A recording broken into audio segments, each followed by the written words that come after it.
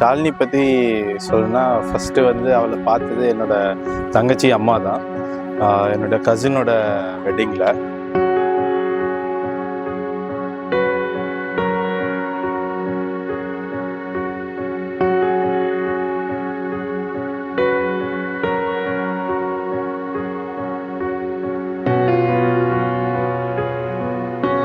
ஆனால் இப்போ எனக்கு கல்யாண பேச்சு எடுக்கும் போது என் வீட்டில் வந்து நிறைய பொண்ணு பார்த்தாலும் எனக்கு எதுவுமே வந்து செட் ஆகலை. நானாக போய் எந்த பொண்ணையும் பார்க்கல. ஸோ ஃபஸ்ட்டு நான் வந்து பார்க்க அக்செப்ட் பண்ணது ஷாலினியை தான். பார்த்த உடனேயுமே பிடிச்சிருந்தது, அக்செப்ட் பண்ணி மேரேஜ் ஆகி ரிசப்ஷனும் எங்களுக்கு முடிஞ்சிருச்சு.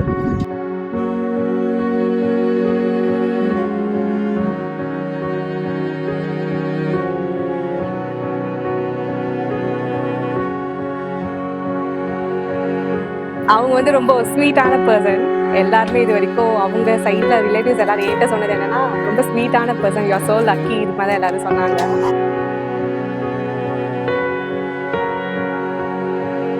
ஷாலினியோட ஸ்பெஷாலிட்டி வந்து அவளோட ஸ்மைல் அண்ட் ஐஸ். அவள் வந்து ஒரு ஸ்மைல் பண்ணி அவள் பார்த்தாலே வந்து டக்குன்னு வந்து அப்படி வேறு எல்லாமே மைண்ட்லேருந்து மறந்துடும் அப்படி. ஸோ அப்படி ஒரு கேப்டிவேட்டிங் ஸ்மைல், அப்படி ஒரு கேப்டிவேட்டிங் ஐஸ்.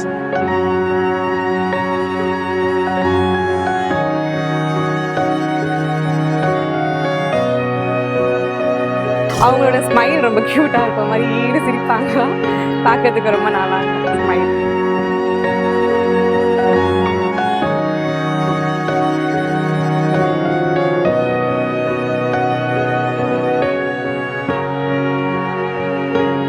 இப்படி ஒரு நல்ல லைஃப் கிடைச்சதுக்கு நான் வந்து சந்தோஷப்படுறேன்.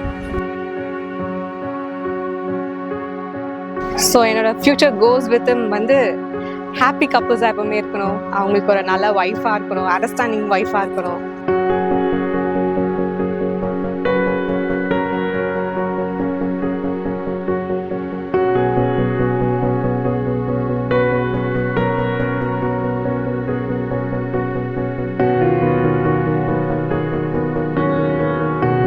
ஸோ இனி வரப்போகிற நாட்கள்லையும் என்னோட ஃபாரெவர் நீ அவள் என் கூட தான் இருக்க போகிறா. ஸோ கடைசி வரைக்கும் அவளை நான் ராணி மாதிரி பார்த்துக்கணும்.